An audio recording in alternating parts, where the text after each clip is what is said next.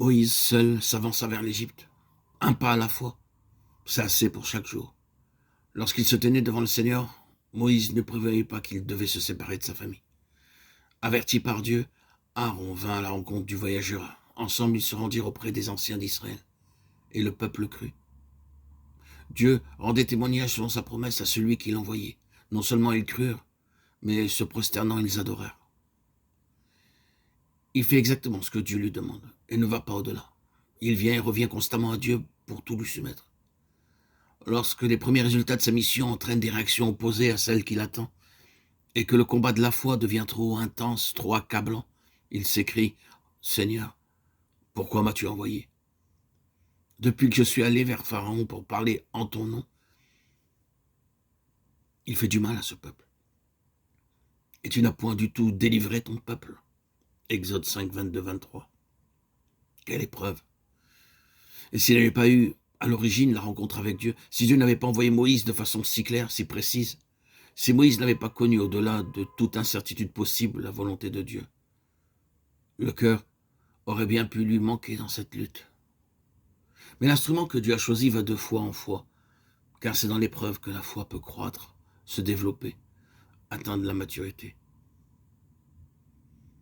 Alors, l'enfant de Dieu croit, malgré toutes les circonstances adverses.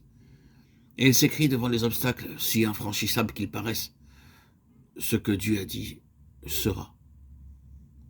Dieu transmet alors à son fidèle serviteur un message plus précis pour son peuple opprimé. Message où à 7 reprises il affirme sa volonté de délivrance et de bénédiction. C'est la volonté de celui qui est l'alpha et l'oméga, je suis l'Éternel, Exode 6, 8. Je vous affranchirai, je vous délivrerai, je vous sauverai. Je vous prendrai pour mon peuple, c'est moi qui vous affranchis. Je vous ferai entrer dans le pays, je vous le donnerai.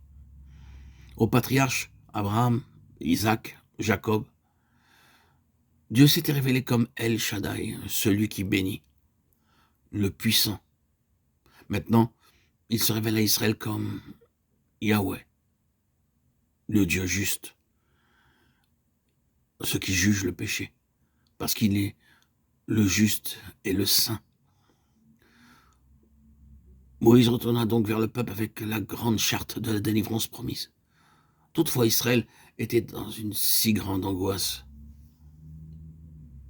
qu'il ne fit pas attention à ce message. Que faire maintenant? Comment fortifier ceux qui s'abandonnaient au désespoir? Comment soutenir ceux qui se laissaient aller? Dieu n'avait-il pas trop fait attendre le moment de la délivrance? Le cœur de Moïse est déchiré par l'épreuve. Être envoyé pour sauver et devenir comme l'instrument d'un surcroît d'affliction. Quelle foi puissante il fallut pour traverser victorieusement cette période douloureuse.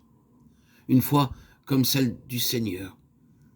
Jésus resta encore 2 jours éloigné alors qu'il savait que Lazare était gravement malade.